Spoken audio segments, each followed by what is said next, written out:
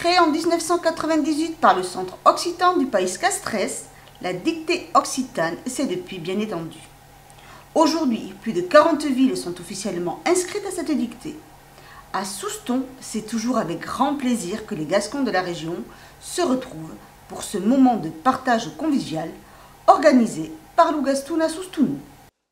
À Souston, la dictée occitane est devenue incontournable pour tous les Gascons de la région, de Biscarrosse à Port-de-la-Hanne. À la salle Rochéou, une cinquantaine de participants étaient prêts, crayon en main, béret sur la tête, à l'écoute du maître d'école Pierre Bedat.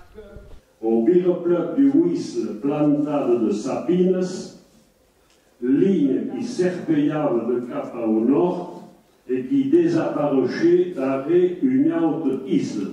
Il s'agit d'un texte d'une nouvelle de Jacques London qui est écrite il y a un peu plus de 100 ans. Ça se passe dans le Grand Nord. Et j'ai trouvé très intéressant ce texte, d'autant plus qu'il a été traduit en gascon par Marie-Hélène Kaurapé, que nous avions eu l'occasion de voir au mois d'octobre dernier à Souston, puisqu'il était venu dans le cadre du Festival Gascon représenter des contes de Félix Arnaudin.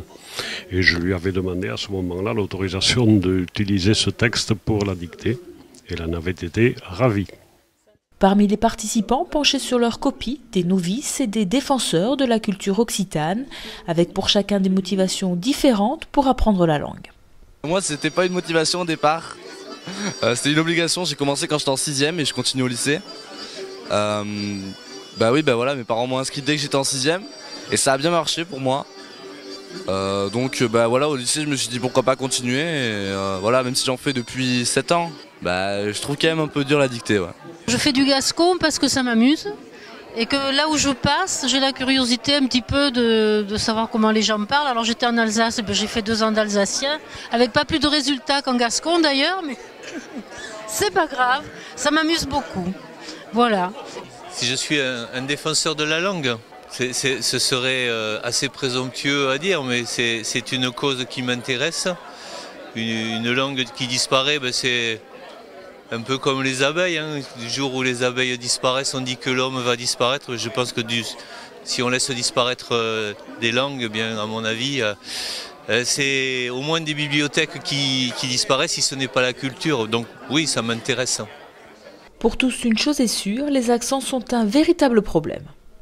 Il y en a plus qu'en français, il y en a en particulier sur les formes verbales, beaucoup plus. Et il y a des confusions entre, par exemple, le prétérit et le conditionnel. Au bout d'un moment, ils hésitent pour savoir si c'est un « et » accent aigu ou un « et » accent grave. Et comme c'est pas inné, que c'est pas leur langue maternelle, forcément, ça multiplie les risques d'erreur. Pour moi, c'était la première fois. J'ai trouvé ça très intéressant, mais un petit peu difficile quand même.